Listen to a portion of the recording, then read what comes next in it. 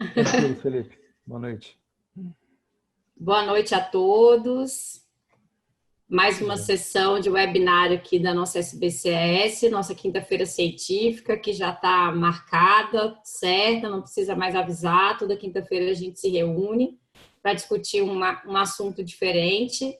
Essa quinta a gente vai ter um assunto bem diferente mesmo para a cardiologia. A gente vai tentar chamar a atenção nossos cardiologistas de um assunto que é corriqueiro para os pneumologistas, mas que nós temos esse paciente em comum.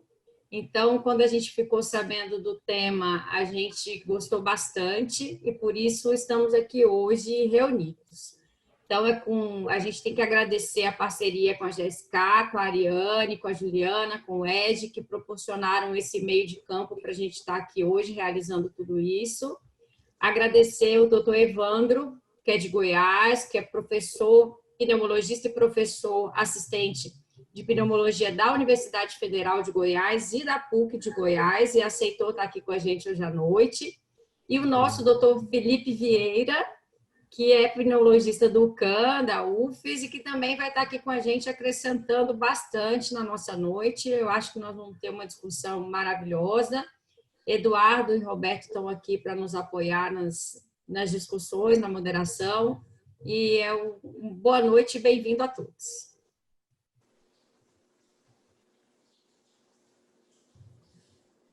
Pode entrar, Evandro. Bom, boa noite. Primeiramente, gostaria de agradecer imensamente a Sociedade Brasileira de Cardiologia e a Seção Espírito Santo, né, a doutora Tatiane. Agradecer também a todos os presentes e um agradecimento especial ao colega Felipe Vieira, pneumologista como eu, que veio aqui para me ajudar, né, Felipe? Se qualquer pergunta mais difícil ou algum termo regional que eu não entenda, aí você me ajuda aí, por favor, tá bom? Muito obrigado. Então, eu já vou começar a compartilhar minha tela, certo? Com licença. Pode.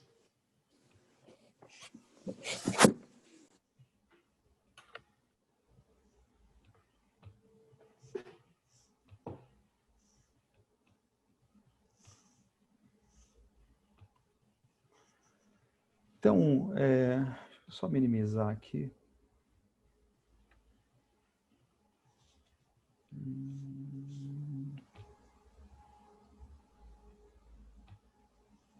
Ok.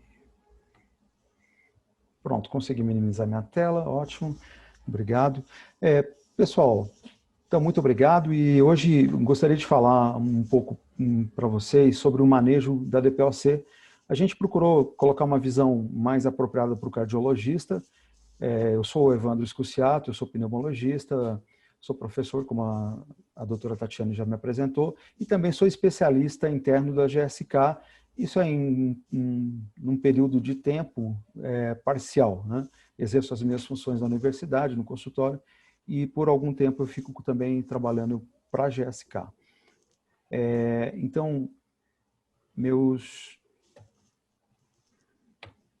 Só um instante, que eu... uma travadinha aqui, já foi. Então, como já falei, não tenho ações e sou funcionário da empresa. Bem, por que a importância da DPOC? Ela é a terceira maior causa de morte em todo o mundo hoje. E tem um trabalho aqui, 2017, o levantamento, existiam 299 milhões de pessoas portadoras da DPOC em 2017 e 3 milhões e 200 mil foram a óbito em decorrência direta da DPOC, ou seja, 6% do total de mortes em todo o mundo. E com uma tendência ainda de aumento. Então, além de ser muito prevalente a DPOC, ela é uma doença que tem muita mortalidade e tanto a prevalência da doença quanto a mortalidade continuam aumentando, infelizmente. Então, por isso a importância de trazermos esse assunto. Bem, isso aqui é uma análise interessante, foi feita uma comparação de dados de 1965 até 1998, mortalidade de diversas doenças, e observamos o quê? As doenças coronarianas, por exemplo, tiveram um decréscimo importante na mortalidade, AVC, também é doença cardiocirculatória, também uma importante diminuição, 64%, aqui 59%, outras doenças cardiovasculares, 35%, e a DPOC nesse mesmo período aumentou a 163% a sua mortalidade. Então isso nos chama muita atenção. Primeiramente, parabéns para vocês que se dedicam a essa área cardiocirculatória, porque, é claro, nem todos aí estavam trabalhando em 1965, mas parabéns à especialidade, né, como um todo, à organização que a cardiologia tem, e saiu muito na nossa frente. Temos muito a aprender com a cardiologia, porque o que vocês fazem? Vocês conseguem focar, primeiro, um diagnóstico precoce, um reconhecimento da doença, vocês sabem da mortalidade e vocês têm uma terapêutica eficaz, baseada em grandes trials, em grandes estudos que mostram como vocês podem diminuir a mortalidade. E nós saímos muito atrás nisso, talvez seja um dos motivos. E também porque o DPOC não é tão facilmente reconhecível por todos os médicos. No que morre um paciente com DPOC? Ele basicamente, assim, principalmente, ele morre pela própria DPOC, né, num quadro de insuficiência respiratória. Mas 25% dos óbitos em pacientes DPOC são pelo sistema cardiocirculatório. E esses pacientes aqui que eu estou mostrando são pacientes moderados a graves. Se você colocar pacientes mais leves junto, aí vai ter um aumento cada vez maior da mortalidade por doenças do sistema circulatório. Mas podemos observar o seguinte, nós, somando aqui, né, a DPOC com a cardiocirculatória, a gente vê que tem uma interação muito grande. E também neoplasia. Só para vocês terem uma ideia, como o prognóstico da DPOC é ruim, após uma exacerbação grave que leva o paciente a uma internação, como aquela exacerbação mais importante, o prognóstico da DPOC passa a ser pior até do que uma neoplasia de pulmão no estágio inicial, no estágio 1A. A sobrevida num paciente estágio 1A é em torno de 80%, então é superior a 70% de sobrevida em 5 anos. Enquanto que a sobrevida de um paciente DPOC que apresentou uma exacerbação severa, dessas que precisa internar normalmente, que é uma exacerbação importante, a sobrevida dele é em torno de 30% em 5 anos. Né? Cai no mínimo a metade a sobrevida. Então, vocês veem que até em relação a uma neoplasia, uma exacerbação de DPOC é algo muito, muito crítico, muito grave. Em relação à prevalência da DPOC relacionada com doenças cardíacas, a gente tem aqui que, com insuficiência cardíaca, dependendo de onde são coletados os dados, se é num hospital, ou num consultório, num serviço público, privado, então existe uma variação, mas existe uma associação de 13% até 39% de pacientes com DPOC e que também apresentam insuficiência cardíaca. De 10% a 15% dos pacientes com fibrilação atrial também tem DPOC. E mais de 30% dos pacientes que apresentam cardiopatia isquêmica também tem DPOC. Então, a gente pode entender que esses pacientes, eles são em comum entre o pneumologista e o cardiologista. Nós temos muitos pacientes em comum.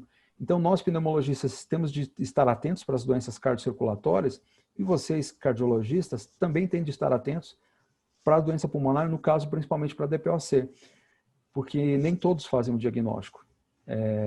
Às vezes, aquele paciente que apresenta uma dispneia, considerar a possibilidade da DPOC. Se o paciente apresentar uma tosse crônica, considere também a DPOC. Se o paciente, principalmente se ele tiver fatores de exposição, como tabagismo, ou uma exposição à queima de combustíveis fósseis, fogão a lenha, algo assim, ou ainda dependendo da sua questão ocupacional, alguma poluição, por exemplo, solda, em várias profissões que você se expõe mais, né? Fumaças, né? Fumos. Então, sempre lembrar desse paciente e lembrar de pedir uma espirometria, que já ajuda bastante no diagnóstico. Então, quais são as semelhanças ainda que temos nessa relação das doenças pulmonares obstrutivas e as doenças agora isquêmicas? São pacientes muito semelhantes. Ambos os pacientes apresentam manifestações sistêmicas e podem apresentar provas de atividade inflamatória elevadas. Ambos os pacientes apresentam pioras agudas, que podem ser recidivantes. No nosso caso, chamamos de exacerbação. Eu, pessoalmente, eu acho, e vários colegas acham também, que o termo exacerbação, talvez essa palavra exacerbação é uma palavra que talvez ela não traduza exatamente a gravidade, né? Vocês às vezes usam esse termo ataque cardíaco, né? Ele é um termo que impacta mais. Essa palavra exacerbação, eu acho ela um pouco pomposa para justificar toda a gravidade que tem uma exacerbação de uma DPOC. E vocês têm, então, a gente tem um estreitamento da luz da via aérea, né? Os nossos pacientes têm uma perda de ventilação e os pacientes da cardiologia vão ter uma diminuição do fluxo coronariano. Então, também tem essa semelhança. No nosso caso, chamamos de insuficiência respiratória, para vocês pode desencadear até, eventualmente, um infarto agudo do miocárdio. Então, isso que eu gostaria de destacar, ambos poderíamos chamar, vocês eventualmente vão chamar de ataque cardíaco, nós poderíamos chamar a exacerbação de um ataque pulmonar. Talvez ficaria mais fácil de lembrarmos da gravidade, da importância que tem esse ataque pulmonar, usando esse termo. Tanto quanto vocês, nós também temos de trabalhar na prevenção primária. Então, é um paciente muito parecido. Nós recomendamos aos nossos pacientes parar de fumar, vocês também recomendam a todos os pacientes parar de fumar, perder peso e fazer atividade física regular. A recomendação é basicamente a mesma para os nossos pacientes. E também o gerenciamento das doenças crônicas, no nosso caso o tabagismo, no caso de vocês que é o tabagismo, a hipertensão, a insuficiência cardíaca, a insuficiência coronariana, no caso da pneumologia, também eventualmente a questão da asma, bronquiectasias e do DPOC. Então, acabamos atuando de uma forma bastante parecida, tanto quanto vocês, nós também usamos muito a reabilitação, eu sei que vocês usam muito, e essa questão então de tentar fazer uma prevenção primária, né, que é muito importante. Então, temos intrínseco esses pacientes, né? Muitos pacientes no meu consultório têm problemas cardiológicos e pacientes DPOC no consultório de vocês. Bom, então é muito importante ficarmos atentos porque algumas exacerbações podem passar despercebidas. É aquele famoso, passa despercebida principalmente na emergência, o famoso começo de pneumonia.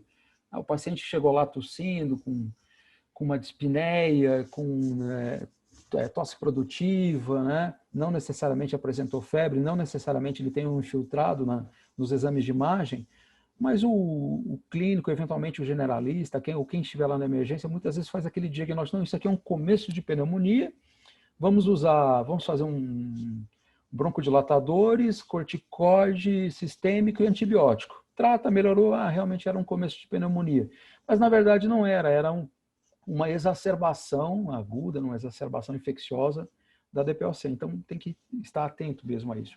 Como é que funciona essa questão o que seria então a exacerbação? Seria essa piora aguda dos sintomas respiratórios da DPOC que resulta numa necessidade de uma terapia adicional.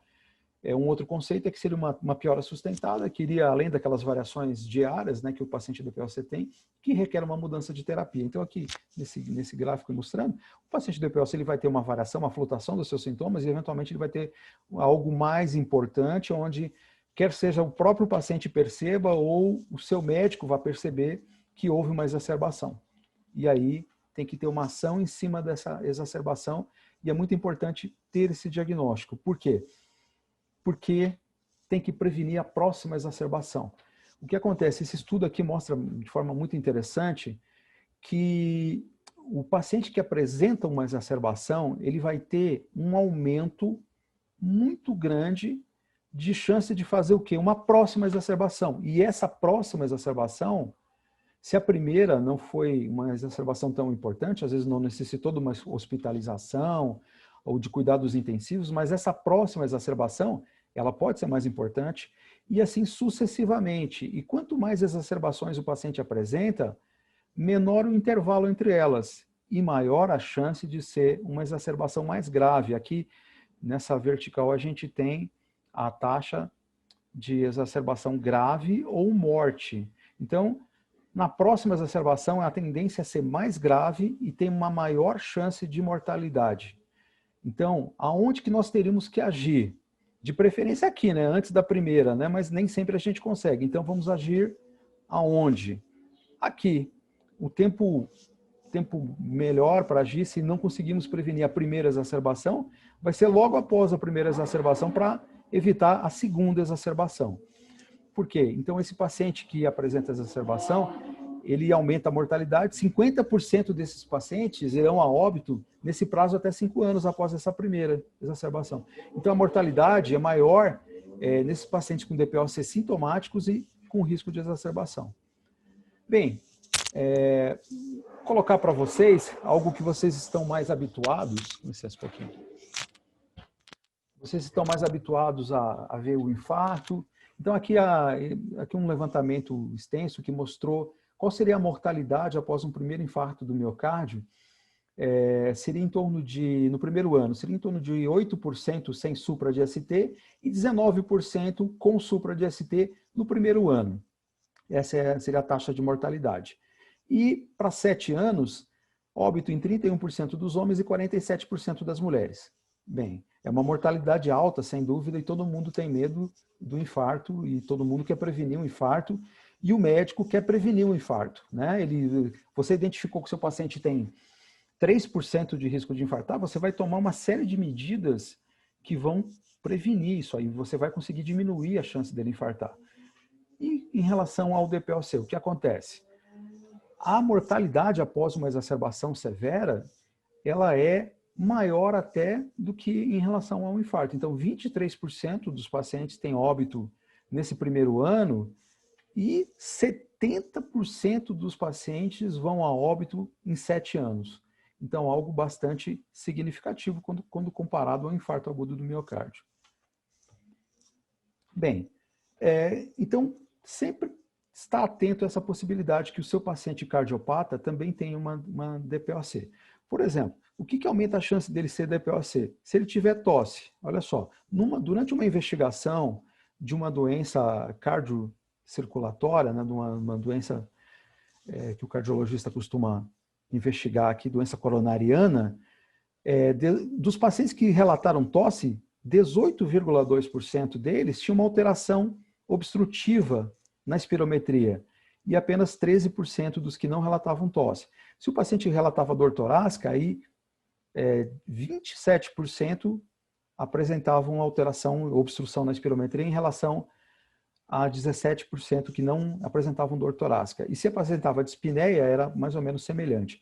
Então, lembrar que o tabagismo, ele aumenta o odds rate, né, a chance de acontecer, ele aumenta em 3,21% a chance de ter um comprometimento da espirometria, falando a favor de obstrução, ajudando no diagnóstico da DPOC. A idade maior que 65% também aumenta 3,18% em relação ao normal. E se o paciente tem doença coronariana obstrutiva, aumenta 2 vezes a chance dele ter DPOC. Se ele tiver uma síndrome metabólica, aumenta um pouco menos, 38%.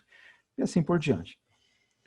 Bem, então, e a fibrilação atrial? O risco é 80% maior de o paciente com fibrilação ter DPOC se ele tiver uma função pulmonar pior. Quanto pior a função pulmonar, maior o risco de estar associado com a fibrilação atrial.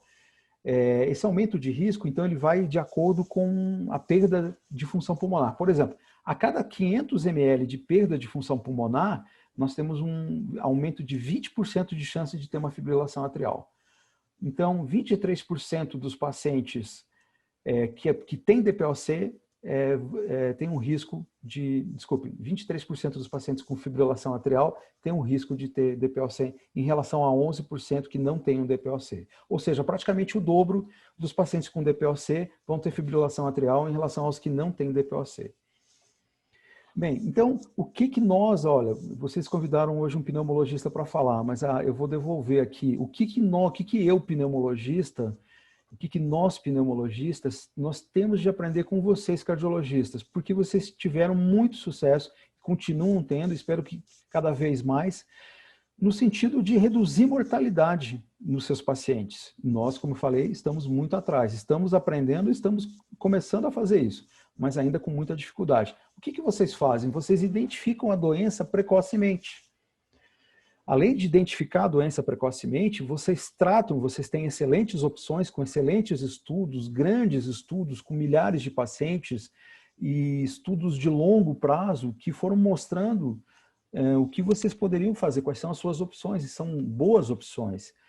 Então, fazer a detecção precoce e o tratamento precoce são importantes, mesmo numa fase pouco sintomática. Isso é muito importante, porque muitas vezes o paciente DPOC só vai começar a receber um tratamento ideal após essa exacerbação grave, né? Então, assim, aquele paciente que às vezes tem um pouco menos de sintomas, e os sintomas são um pouco subjetivos, nem sempre é fácil fazer o diagnóstico, ele acaba fazendo um subtratamento, um tratamento apenas sintomático, um tratamento só de pontual ali. Não, se você tiver um sintoma assim, você faz essa inalação, faz essa nebulização, mas a gente ainda tem feito muito tratamento de prevenção. Isso a gente tem que aprender com vocês estão de parabéns. Bom, o que é importante, vocês sabem disso, é essa medicina de precisão, que essa é a medicina que está hoje em voga, né? É você identificar traços tratáveis. Quando você identifica traços tratáveis, facilita a escolha da terapêutica, tanto a terapêutica medicamentosa como não medicamentosa. Então, aqui nessa parte laranja do slide, nós temos um perfil de paciente que tem DPOC, que ele é um paciente que apresenta principalmente falta de ar. Ele é um paciente sintomático. Ele é um paciente que normalmente tem uma exuberância do enfisema pulmonar. Esse paciente, muitas vezes, ele não é um paciente exacerbador com frequência. Ele é um paciente mais sintomático. O que esse paciente precisa? De máxima broncodilatação.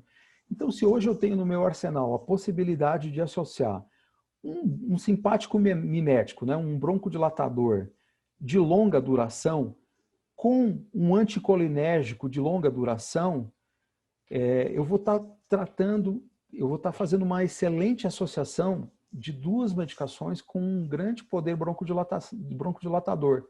Estaria fazendo uma broncodilatação máxima. Isso vai trazer muito mais qualidade de vida para esse paciente. E menos efeito colateral em relação a ele fazer apenas tratamentos de resgate, quando ele usa, por exemplo, broncodilatadores de curta duração e início de ação muito rápido, existe aquela descarga adrenérgica e isso vai trazer mais sintomatologia cardiocirculatória. Se o paciente usa essas medicações de ultra longa duração, uma medicação que ele pode usar a cada 24 horas, ele tem menos esse efeito, menos efeitos colaterais e ele consegue um melhor resultado. Aqui em azul, a gente tem o paciente, na nossa detecção aqui dos traços tratáveis, um paciente que tem um risco futuro aumentado de exacerbação. Então, o que pode nos mostrar esse fenótipo? Principalmente o próprio histórico de exacerbação do paciente. Se o paciente anteriormente, já, por exemplo, na sua juventude ou na sua infância, ele já teve um diagnóstico, por exemplo, de asma, né? Se é um paciente que apresenta crise de broncoespasmo, se eventualmente um paciente que tenha um pouco mais de eosinófilo no sangue periférico, ou principalmente um paciente que já tenha apresentado uma exacerbação. Então esse paciente ele é o quê? Risco de exacerbação.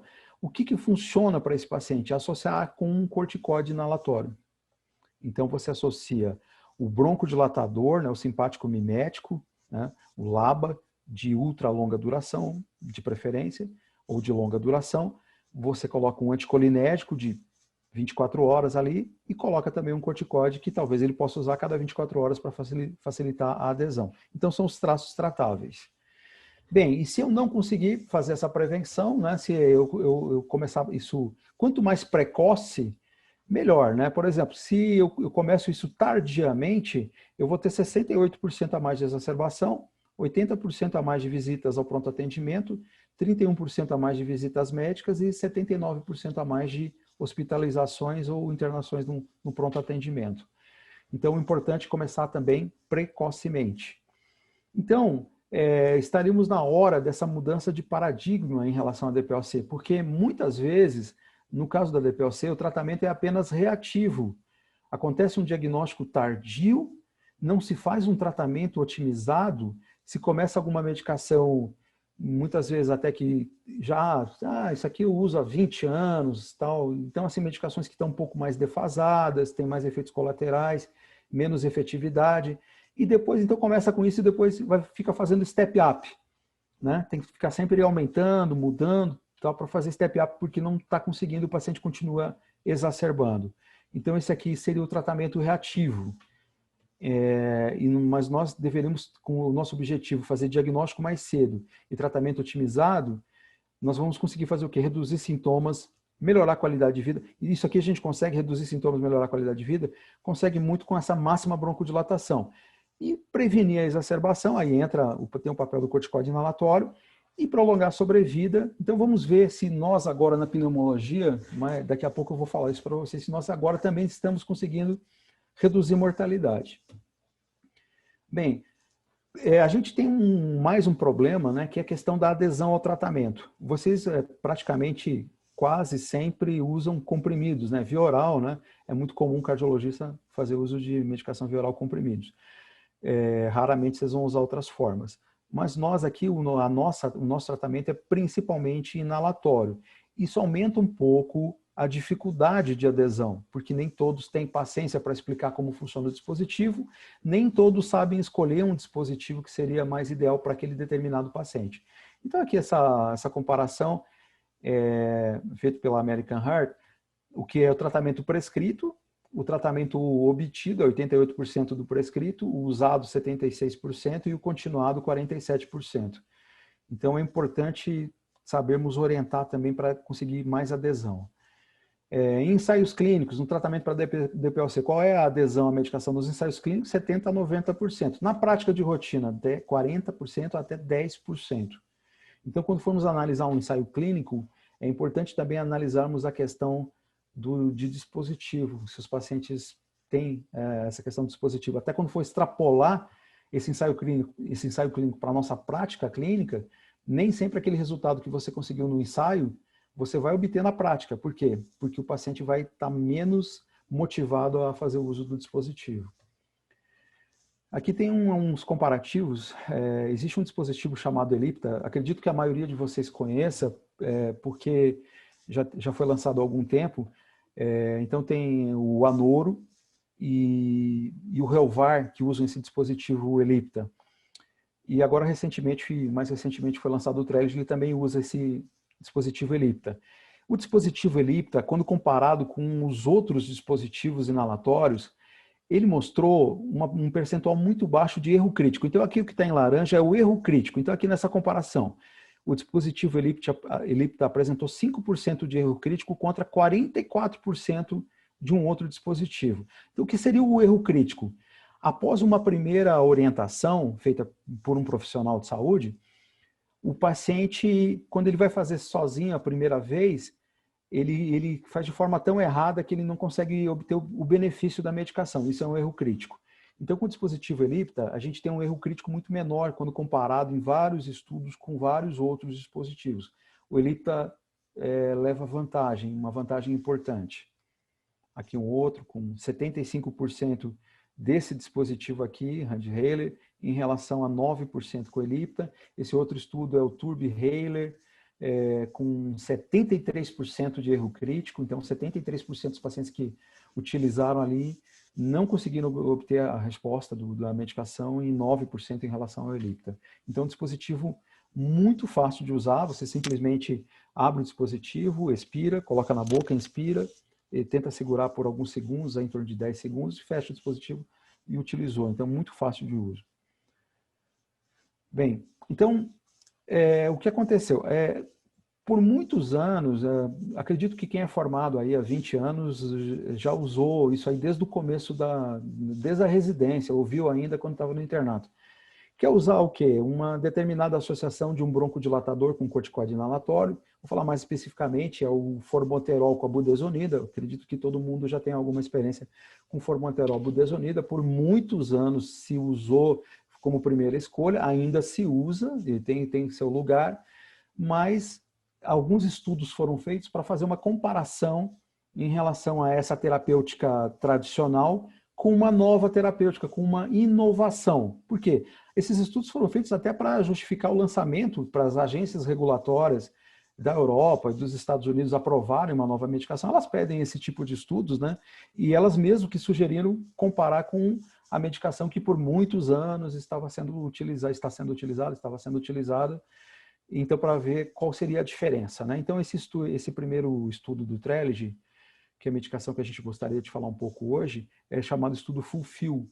É um estudo muito importante, é um estudo, foi o primeiro estudo a comparar essa terapêutica 2 vezes ao dia de budesonida 400 microgramas com formoterol 12 microgramas, então 2 vezes ao dia, com essa terapia tripla. O que é a terapia tripla? Furoato de fluticasona, o corticóide, o meclidina, que é o anticolinérgico, e o vilanterol, que é o broncodilatador de ultra longa duração. Então, os 3 no mesmo dispositivo, esse dispositivo Ellipta, 1 vez ao dia. Então, esse estudo ele foi feito com 1.810 pacientes e pacientes sintomáticos, pacientes com uma DPOC avançada e que apresentavam um risco significativo de exacerbação. Então, muitos estudos, quando vão fazer seleção, eles acabam tirando esse perfil de paciente, que é um paciente que às vezes aumenta a mortalidade do estudo, né? Inclusive, nesse paciente, um dado importante para vocês, também para nós e para vocês, 66% dos pacientes que foram incluídos nesse estudo Fulfill, eles apresentavam alguma patologia cardiocirculatória.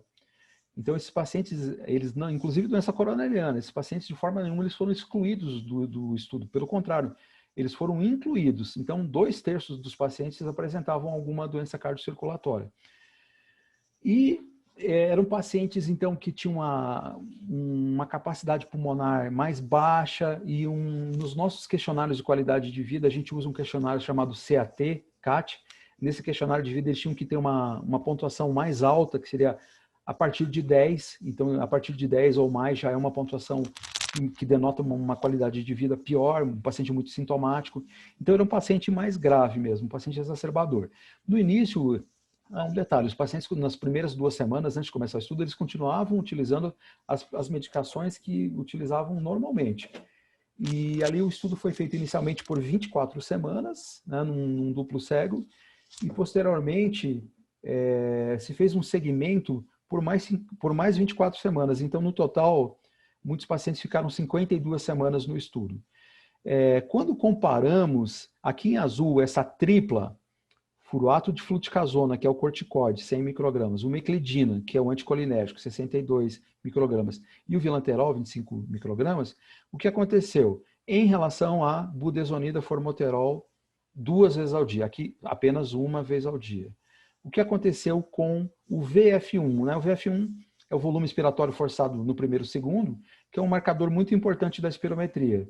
Ele teve uma melhora de 179% ao longo das 52 semanas, né? Ao final aqui, quando foi feito, vocês podem ver que isso aqui se mantém por todo o tempo, e ao final das 52 semanas, quando foi fazer o comparativo, os pacientes que estavam usando a tripla, eles tinham 179 ml a mais de VF1 na função pulmonar, o que é muito significativo. Isso vai impactar diretamente na capacidade desse paciente de realizar atividade física, mesmo que seja um banho, mesmo que seja se deslocar dentro da sua própria casa.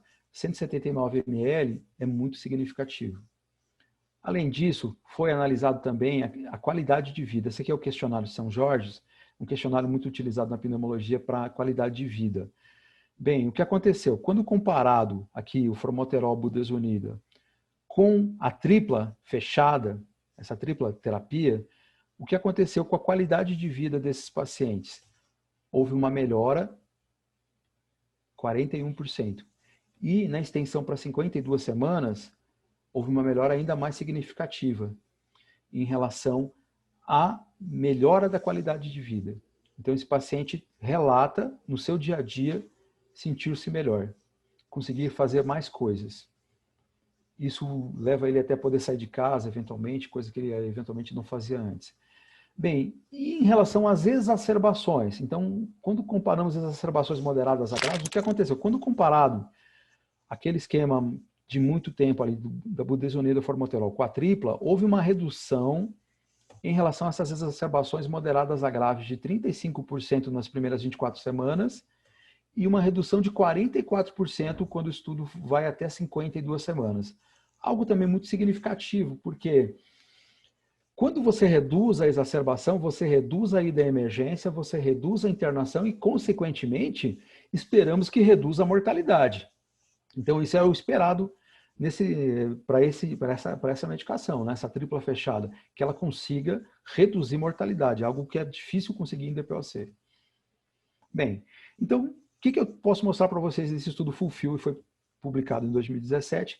Melhora do VF1, melhora da qualidade de vida e melhora na taxa de exacerbações moderadas a graves, de 35% usando por 24 semanas e 44% quando usava por 52 semanas. Ou seja, muito importante essas melhoras. Mas, o detalhe desse estudo? Ele está comparando moléculas diferentes com regimes de doses diferentes, né? Então, moléculas mais modernas com moléculas mais antigas. Esse regime de dose diferente, uma delas é uma vez ao dia, é essa do dispositivo Ellipta, chamada Trelegy, é uma vez ao dia, com um dispositivo muito eficiente, contra uma que é 2 vezes ao dia e com um inalador que a gente percebe uma chance de erro crítico muito maior no nosso paciente. Então, não parece muito justa essa comparação, né? Temos uma medicação muito superior à outra e as duas foram comparadas, mas era importante para que se admitisse o lançamento dessa nova medicação no mercado, principalmente na Europa e nos Estados Unidos, mas esse estudo também foi usado para justificar o lançamento da medicação no Brasil. Bem, mas faltava ainda mais estudos, e aí temos agora esse estudo IMPACT. Ele já foi publicado em 2018 no New England, e é um estudo muito interessante, porque qual é a diferença do IMPACT? Ele compara agora as mesmas moléculas e o mesmo dispositivo. Só que eu tenho um grupo, é um estudo duplo cego, é um estudo que se aproxima muito de um estudo de vida real. É um estudo que também vai buscar agora, só que agora, eu falei antes, o estudo Fulfill, 1.810 pacientes. Eu sei que para estudos de cardiologia isso é pouco, para estudos de pneumologia é bem razoável. Mas esse estudo aqui, o IMPACT, ele foi mais de 10.300 pacientes. Para pneumologia, isso é um estudo gigantesco. É um estudo que nunca tinha sido feito dessa forma. Um estudo muito grande e também agora com duração já inicial de 52 semanas, de 1 ano. Então comparou, um duplo cego randomizado e esses pacientes também, pacientes com muitos com doenças cardiocirculatórias, pacientes com perfil exacerbador. O paciente, para entrar no estudo, ele tinha que ter um VF1 abaixo de 50%, ou seja, só metade ou menos da metade da capacidade pulmonar, ou ser um exacerbador frequente, já ter tido uma exacerbação severa, ou pelo menos 2 exacerbações significativas no último ano. Aí comparou essa tripla fechada, que a dupla broncodilatação mais o corticoide, comparou com o quê? Com o Helvar, que é o vilanterol com a fluticasona, né, que vocês provavelmente todos conhecem, e também comparou com o Anoro, que é o vilanterol com meclidina, ou seja, aqui é dupla broncodilatação, né? Você maximizar, otimizar ao máximo a broncodilatação. Aqui é você combinar, então é o Anoro, né? Máxima broncodilatação, mas não tem corticoide. Aqui é você colocar o Helvar, onde você deixa a fluticasona, que é o corticoide, mantém o simpático mimético, que é o vilanterol, mas não coloca o meclidina, que é o anticolinérgico. E aqui são os 3, então, é a tripla, né?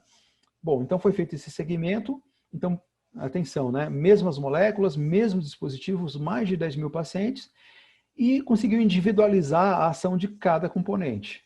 Bem, qual foi a diferença? Quando comparado ao Anoro, que é uma excelente medicação, essa medicação nova, que a gente já tinha a tripla aberta, talvez muitos de vocês já tenham feito a tripla aberta, que é você pegar o vilanterol com a meclidina, por exemplo, e associar um corticoide à parte, separadamente. Ou então o Helvar e colocar à parte um anticolinérgico. Então já se fazia tripla aberta, mas agora aqui é uma tripla fechada, uma vez ao dia num único dispositivo. Então o que acontece?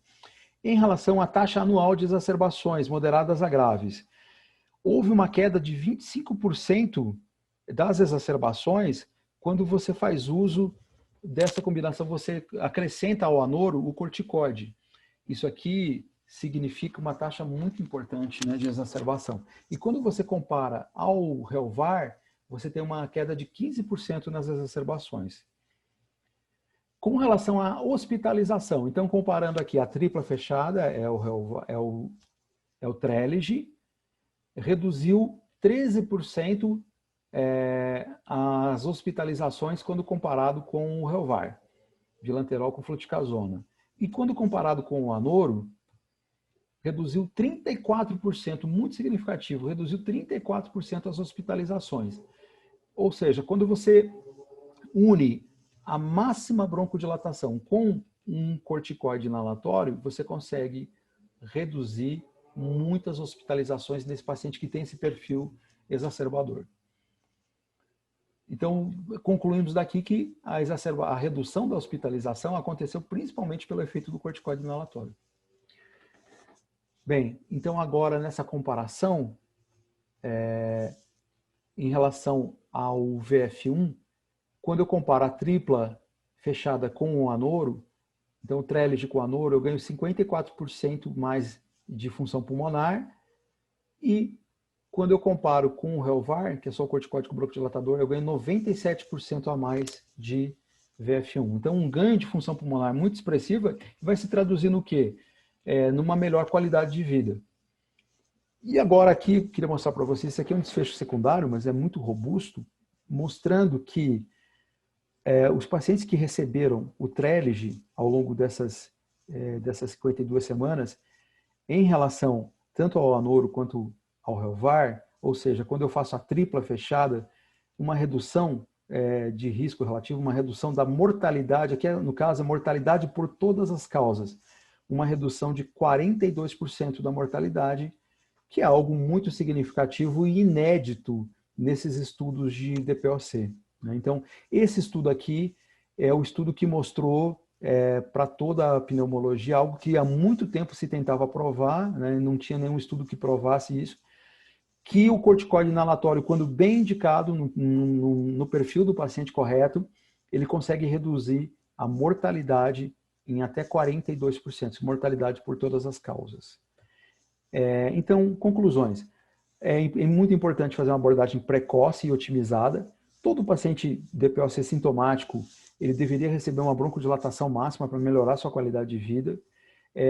Observar muito a questão dos sintomas para ver se ele tiver risco de exacerbação ou tiver uma exacerbação no último ano, ele deve receber uma terapia tripla. O Trelegy é a única terapia tripla que mostrou uma redução significativa da mortalidade. Os outros estudos de outros dispositivos, de outras combinações não mostraram essa redução significativa. O dispositivo Ellipta é o que os pacientes mais se adaptam, o que eles menos apresentam erro. E os benefícios são comprovados com esses resultados concordantes. Você aumenta a broncodilatação, você melhora a qualidade de vida, você reduz as idas à emergência, você reduz a hospitalização e, consequentemente, você reduz a mortalidade. São concordantes esses resultados. Bem, então quem se beneficia dessa terapia tripla fechada? Aquele paciente que tem uma DPOC moderada e que tem 2 ou mais exacerbações moderadas no último ano, ou uma exacerbação grave no último ano, ele sem dúvida se beneficia. Ou aquele paciente que já tem um diagnóstico de um DPOC grave ou muito grave, nisso a espirometria pode nos ajudar, alguns questionários de qualidade de vida, o índice de dispneia também nos ajuda a classificar ele em moderado, grave ou muito grave, é fácil aplicar isso.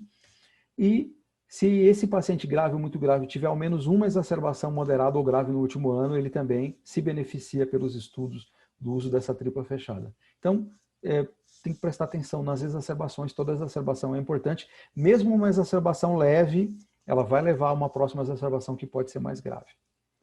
Com relação aos efeitos colaterais, nesse estudo do Trelegy, basicamente, os efeitos colaterais foram muito próximos em relação às terapias duplas.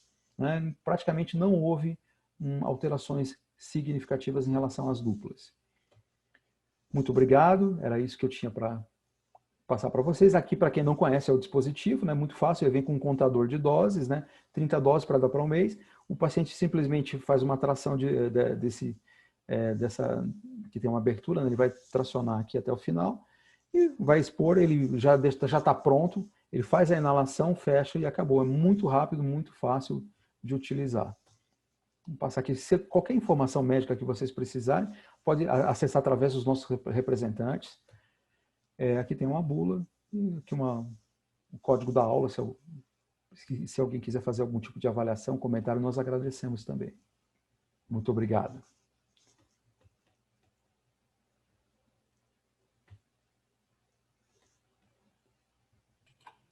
Felipe, vou deixar você para fazer os primeiros comentários.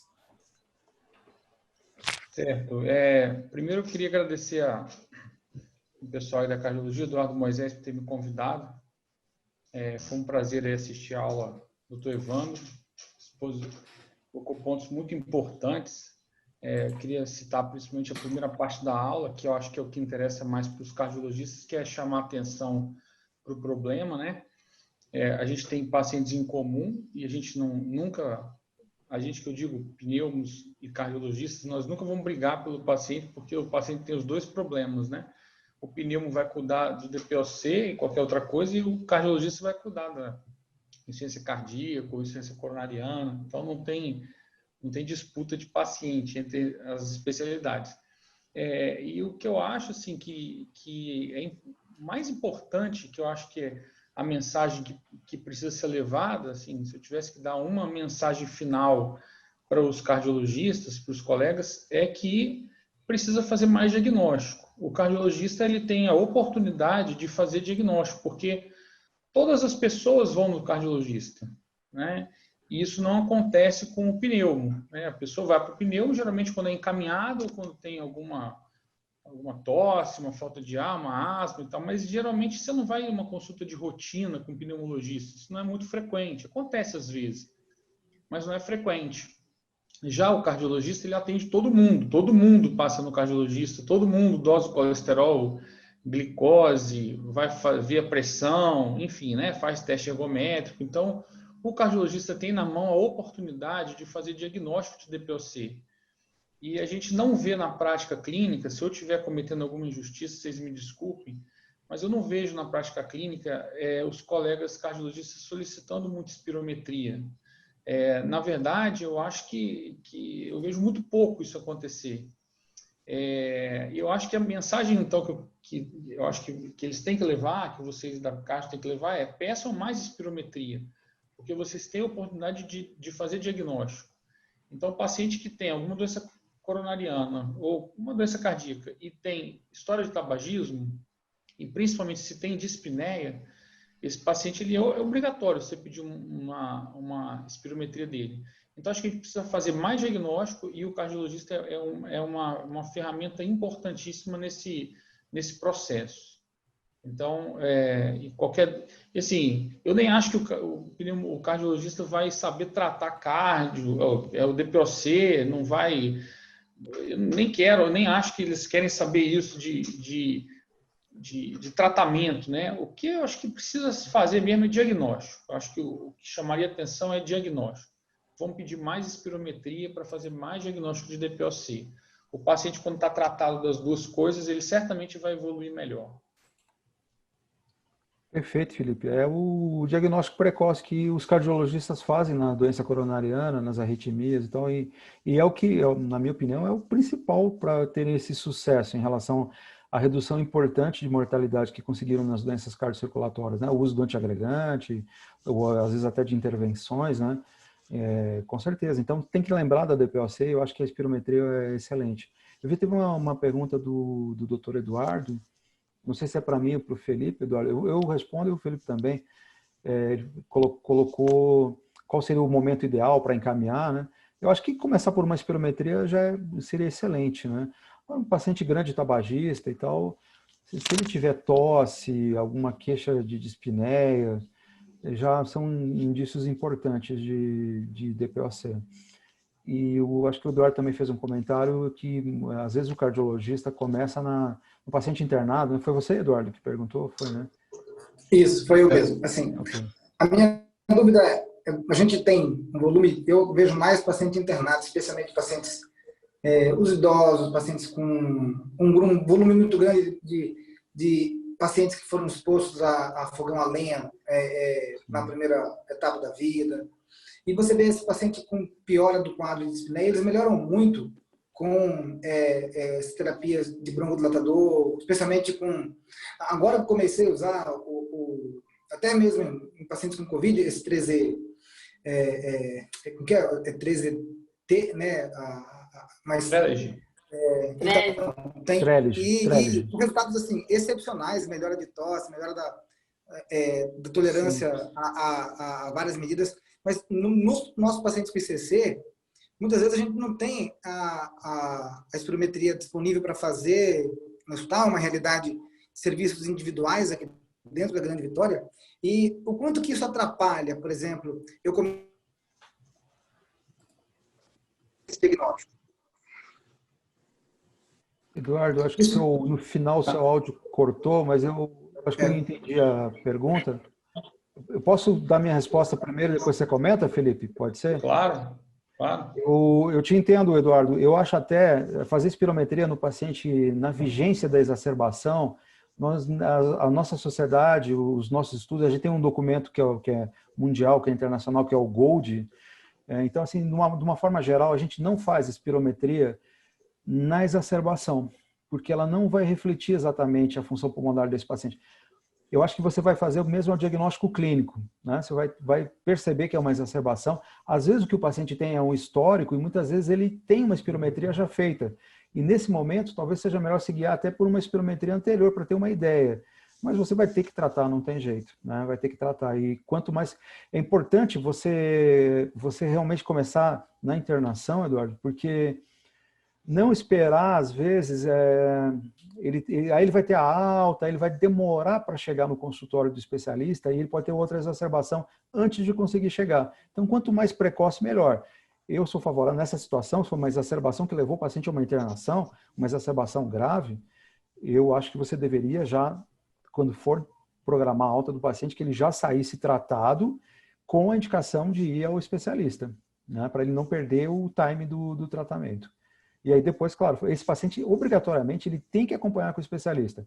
O que o generalista pode tratar, eventualmente, é aquela DPOC mais leve, que 80% dos pacientes que têm DPOC tem uma DPOC leve.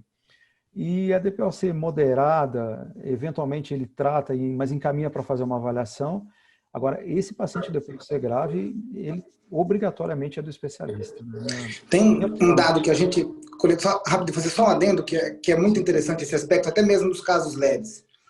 Nos pacientes que fizeram síndrome isquêmica aguda, de 2011 a 2018, eu pegava os alunos da Multivix e pedia para eles, pegava a receita de alta e via quanto custava a receita de alta desse paciente após a alta hospitalar. Então, a gente avaliou os pacientes que não tinham outra comorbidade importante. As outras duas associações eram diabetes, DPOC e insuficiência renal. É engraçado que o paciente com DPOC, ele é quase que o dobro do valor do custo final de um diabético. Então, esse cara sai do hospital com um custo de receita médio de 1,5 a 1,8 salário mínimo por mês. Sim. Então, e isso de 2015 para cá, com a crise financeira, um salário médio de familiar que a gente trata aqui de R$8 mil por mês para a família, isso gerou uma redução a gente ligava depois, o paciente falava, quanto que você está gastando por mês? Houve uma queda significativa. O cara que gastava 1.200, ele começou a gastar 300, começou a reinternar e ficar muito mais tempo reinternado. Eu acho que esse aspecto é crucial, inclusive no sentido de que, assim, deveríamos ter políticas, seja para pacientes que têm saúde suplementar ou não, no sentido de que fala, esse cara vai me dar um sinistro gigantesco, ele vai ficar 20 dias internado na UTI, eu tenho que tratar esse DPOC que seja leve, mas que vai corroborar com uma piora inflamatória, com piora de PCR, com piora, um outro evento isquêmico, piora de insuficiência cardíaca, e vai ficar 20 dias na UTI. Se esse cara passar no pneumologista, passar numa reabilitação, ter consultas regulares com cardiologista, isso pode ter um custo. E mesmo que eu subsidie parte do remédio para que ele não tenha exacerbações, ele ficaria, sei lá, 10 dias. Se eu economizasse 10 dias por ano na UTI, paga todo esse processo, sobra dinheiro. Né? Então, assim, acho que a grande lição que tem que ficar é que não basta eu tratar, não basta qualquer um de nós tratar, né? Acho que todo mundo tem que se importar com o resultado final. E eu acho que é muito importante todos os pacientes leves, moderados, que tenham esse encaminhamento realmente para poder ser feito. Nem que seja o diagnóstico por tardio, né? seja, eu comecei a tratar o DPOC, dei a medicação com ele internado e agora eu vou fazer o segmento ambulatorial, aí ele passa para o pneumologista que vai avaliar o melhor momento de se fazer a espirometria e ajustar a terapia conforme necessário. Felipe, você quer comentar, por favor? Quero pontuar algumas coisas que o Cássio falou. Primeiro, prazer em te ver, Edu. Primeiro, em relação ao tratamento inicial, que assim, o que ele pega, que ele trabalha em UCO, né? O cara que está em UCO há muito tempo, certamente ele vai pegar um paciente com insuficiência cardíaca, com insuficiência coronariana, que internou lá na unidade coronariana dele, e ele vai, às vezes, ver que esse cara é tabagista, ele vai presenciar que esse cara faz broncoespasmo e tudo mais. E, como o senhor falou anteriormente, doutor Evandro, esse paciente deve sair medicado. Eu vejo que, na maioria das vezes, ele sai com labacorticoide, né? Muitas vezes sai com labacorticoide.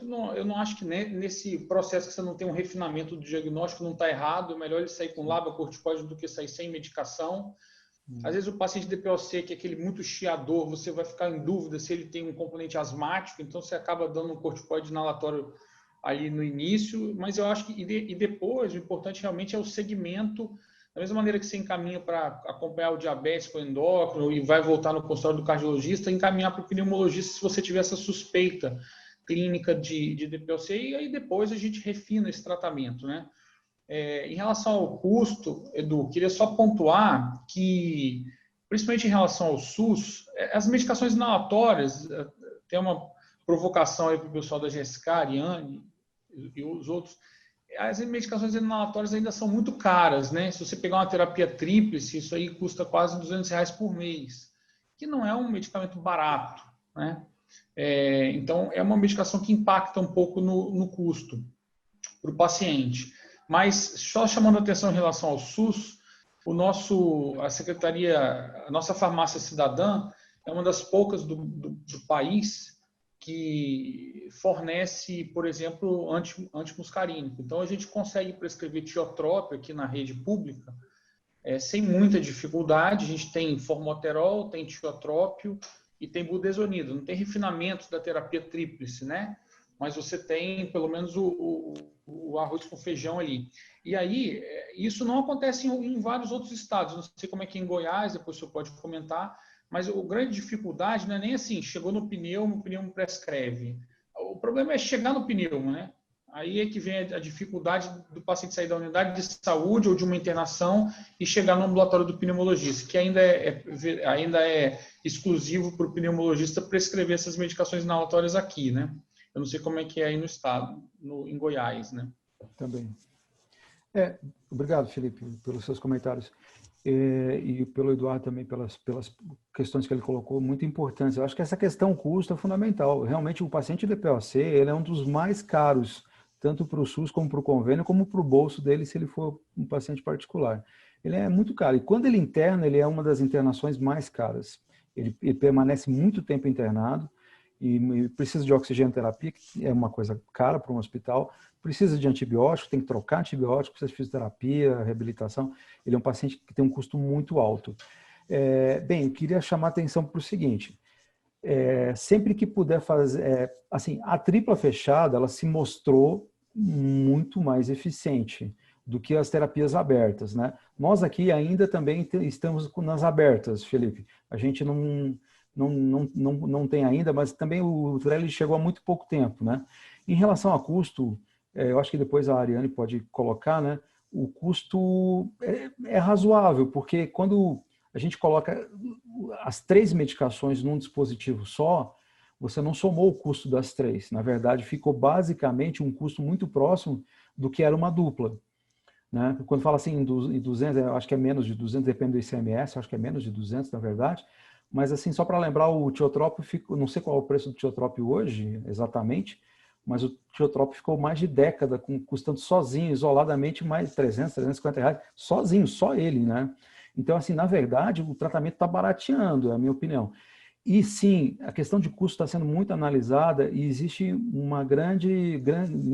grandes estudos e nós temos tentado, aqui em Goiás, está muito forte isso, no sentido de que a saúde pública passe a adotar essa tripla fechada, o Trelegy, porque, na verdade, é economia para o Estado, né? Ela é uma medicação que você vai economizar dinheiro. Eu vou passar algumas perguntas do chat. O Biratã perguntou para vocês, Evandro e Felipe, sobre o sulfato de magnésio, se tem algum papel nos casos de exacerbação, sem aquela resposta ao tratamento usual. Particularmente, eu nunca precisei usar sulfato de magnésio numa exacerbação de DPOC, mas ele funciona melhor no asmático, né? Que ele é um relaxante muscular importante, né? Mas lembrar que até 30%, claro, esse é um número que cada estudo vai mostrar alguma coisa diferente, de 25% a 30%, talvez mais, dos pacientes DPOC são asmáticos também, né? Eles têm as duas doenças associadas, asma e DPOC. Então, eventualmente, num paciente que você reconheça como DPOC, mas que esteja fazendo um broncoespasmo muito importante e que você não esteja conseguindo reverter com as medidas habituais, eu acredito que naquele momento ali que você até vai ter um pouco de dúvida se tem um componente asmático ou não, eu faria. Nunca necessitei fazer. Na minha prática, isso nunca aconteceu. Mas eu faria sim. O Felipe deve ter mais experiência que eu nisso. Não, eu concordo. É mais para o asmático, mas se não há dúvida no broncoespasmo mais grave, mais severo, você acaba fazendo, né? Ótimo. Assim, em asma eu já vi respostas fantásticas. Quando o paciente responde bem, é maravilhoso. Sulfatar é muito bom. E também não tem muito efeito colateral, né? 1000 vezes melhor do que a antiga minofilina, né? Que fazia sem controle, sem cardioscopia ali, o paciente fazia fibrilação e morria da... Né? Isso é muito... Vocês sabem disso, né? A minofilina matou muita gente fazendo endovenoso ali sem controle de eletro, né? Sem cardioscopia. Não dá para fazer, é muito perigoso. Tem muita arritmia, né? Da minofilina. Agora já o sulfato de magnésio, ele praticamente tem o mínimo de efeito colateral, ele é muito seguro para ser feito.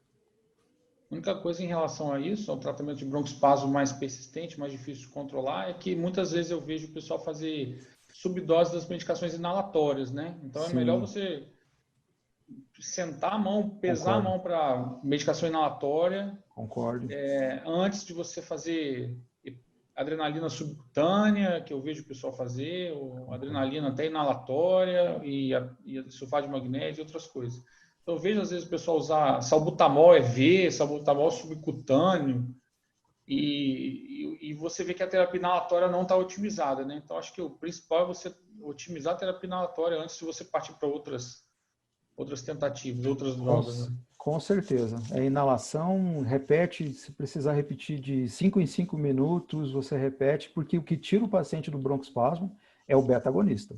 Né? Você até pode usar anticolinérgico junto, mas é o beta-agonista que faz isso realmente. Então, é fundamental. Concordo plenamente, Felipe. Realmente, se faz muita subdose, o pessoal faz aí um aerosol, quer esperar 30 minutos, porque o paciente está com uma frequência de 120.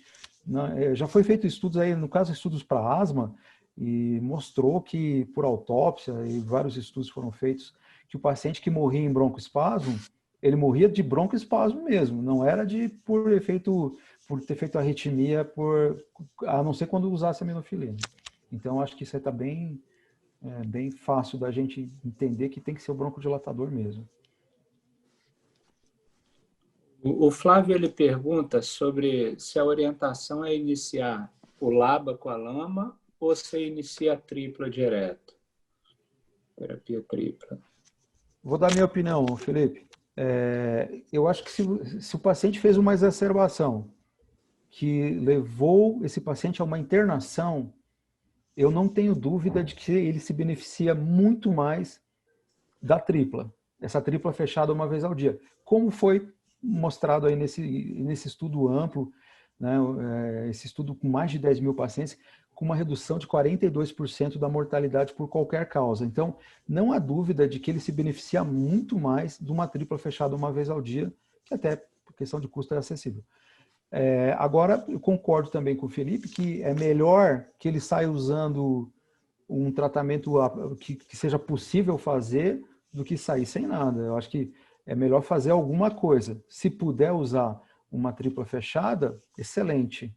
Se não puder, paciência, né? Mas eu acredito que ela logo deva estar disponível na maioria dos estados, aí, nas secretarias de saúde, porque, como o Eduardo Castro colocou anteriormente, essa questão de custo, hoje em dia é farmacoeconomia, né? O gestor, ele tem que estudar isso, ele tem que perceber que esse investimento que ele vai fazer ali, às vezes aumentando o mínimo no custo da medicação, ele vai ter uma economia na outra ponta, que é a internação, que é o que realmente sai caro, né? Sem contar a economia em vidas, né? A gente só está ponderando a questão econômica mesmo, né?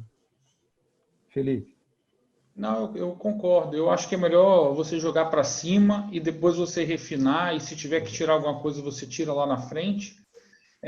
Porque se você for parar para pensar em efeito colateral, a diferença de você usar qualquer um dos três isoladamente ou em conjunto, eu acho que é muito pouco. Então, não tem muita diferença. E em relação a custo, realmente, assim, se você parar para pensar na terapia tripla fechada, do ICS-LABA ou de LABA-LAMA principalmente, não tem tanta diferença, né? Então, o paciente ali, de repente, com um mês vai conseguir voltar e marcar com o pneumologista. Então, se a gente tiver que refinar a prescrição depois, a gente refina, mas às vezes realmente é melhor você chutar um pouco a mais alto e depois fazer esse refinamento. Eu concordo. Eu acho que aquilo que eu coloquei, né? A gente faz muito step up hoje para DPOC. Você começa pegando muito leve e o paciente exacerba de novo, né? A próxima exacerbação pode ser a última, né? Infelizmente, né? Para óbito, né? Eu acho melhor, se você eventualmente for fazer um step down ali, muito mais fácil depois, né? Mas esse paciente que já internou com exacerbação, então já foi uma exacerbação importante, ali eu acho que ele já tem o perfil para usar a tripla fechada.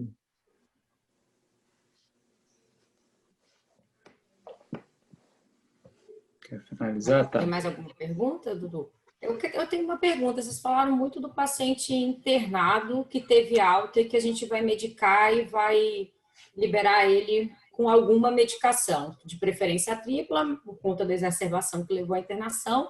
Mas às vezes a gente tem o nosso paciente de consultório cativo, que você até manda ele para o pneuma, ele vai, ele faz o diagnóstico de DPOC, ele volta para o consultório do cardio e ele não volta mais para o pneuma.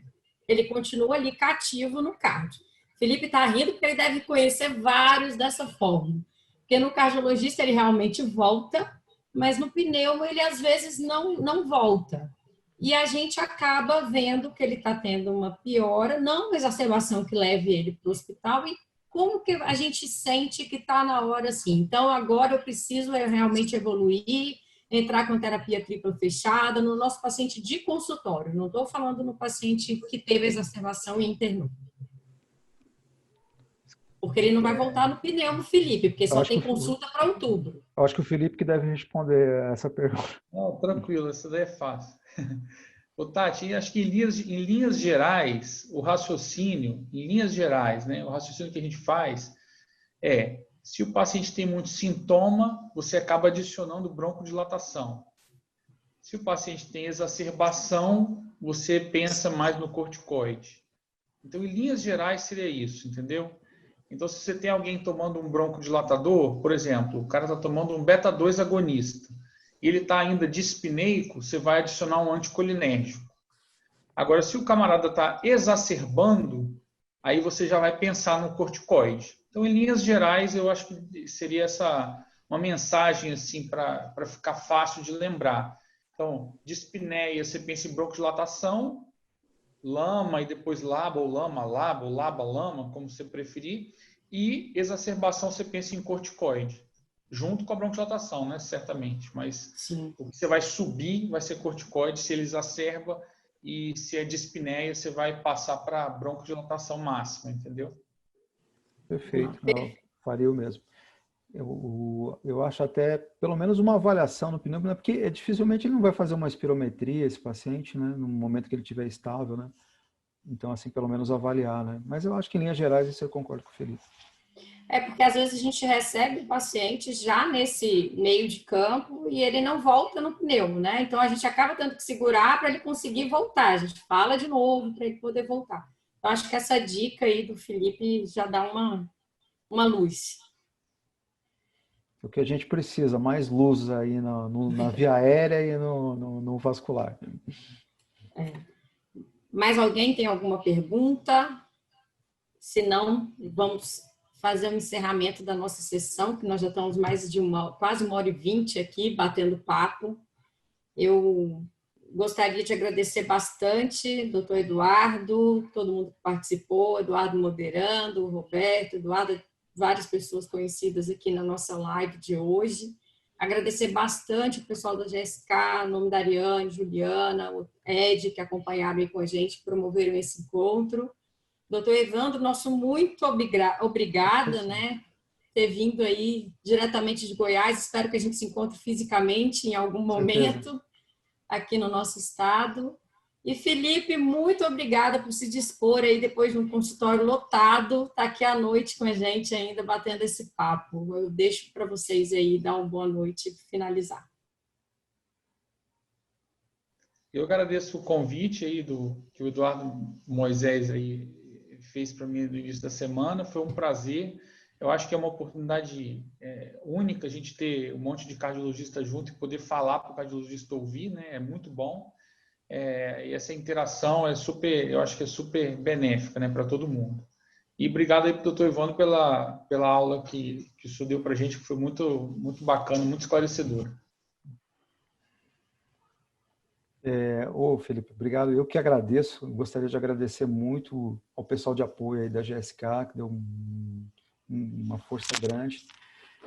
Esses eventos, é claro que a gente preferia estar aí pessoalmente, né?